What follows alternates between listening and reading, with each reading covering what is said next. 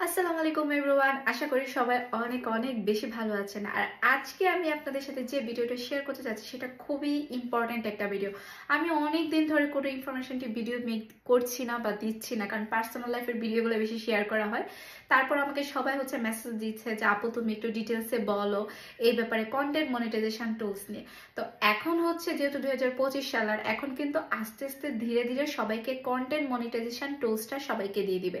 আর এই content monetization টুলসটা পেতে হলে তোমাকে কি কি জিনিস শর্ত ফিল আপ করতে হবে, কি কি লাগবে না, সবকিছুই থাকবে আজকের ভিডিওতে। সো চলো একটা ছোট্ট ভিডিওর মাধ্যমে আমি আমার ফুল ডিটেলসটা তোমাদের সাথে শেয়ার করছি। আর ভিডিওটা যদি ভালো লেগে থাকে তাহলে অবশ্যই একটা কমেন্ট করে জানাবা, আর অবশ্যই একটা শেয়ার করতে ভুলবে না।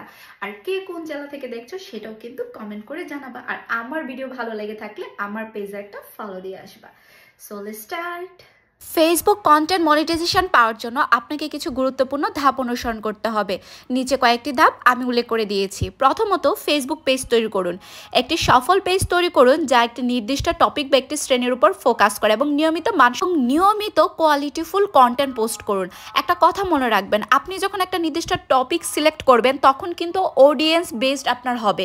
আর আপনি যদি কখনোই একটা টপিকের উপর ফোকাস না করে কাজ করেন, মিক্সড হয়ে যায়, তখন কিন্তু আপনি রিচ করা আপনার পক্ষে অনেক টাফ হয়ে যাবে। তো এই কথাটা মাথায় রেখে কাজ করবেন। হোক আপনার ভিউজ কম, তারপর একটা টপিক সিলেক্ট করে ওই টপিক অনুসারেই আপনি কাজ করবেন।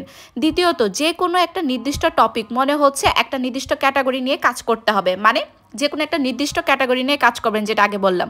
তারপর নিয়মিত মানসম্মত কন্টেন্ট আপনাকে বানাতে বলা হয়েছে ফেসবুক পার্টনার মনিটাইজেশন পলিসি মেনে চলুন। ফেসবুকের মনিটাইজেশন নীতিগুলো যেমন কমিউনিটি স্ট্যান্ডার্ড, কপিরাইট পলিসি, এইগুলো আপনাকে মানতে হবে। ফেসবুকের সকল নিয়ম নীতি মেনে চললে 2025 সালে কমিউনিটি গাইডলাইন স্ট্যান্ডার্ড, এগুলো আপনাকে অবশ্যই মেনে কাজ করতে হবে। তারপর ফেসবুক ভিডিও, যেমন ফেসবুক ভিডিও মনিটাইজেশনের জন্য আগে আপনাকে অ্যাড ব্রেক্স বা ইনস্ট্রিম অ্যাড বা ফ্যান সাবস্ক্রিপশন এগুলো লাগতো, যার জন্য আপনাকে আলাদা করে 60,000 ওয়াচ টাইম, 5,000 ফলোয়ার। বাট এইগুলা 2024 সালের জন্য।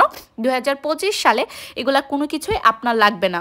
ফেসবুকে ক্রিয়েটর স্টুডিও ব্যবহার করুন। এটি আপনাকে আপনার কন্টেন্ট এবং মনিটাইজেশন অপশনগুলো নিয়ন্ত্রণ করতে সাহায্য করবে। আমার মনে হয় এটা ফেসবুক তরফ থেকে বেস্ট একটা সাজেশান, তাই এটা সবাই ফলো করুন এবং আশা করা যে খুব দ্রুতই ভালো কিছু করতে পারবেন। আর এরপর যে জায়গাটা ইম্পর্ট্যান্ট, সেটা এঙ্গেজমেন্ট বাড়ান।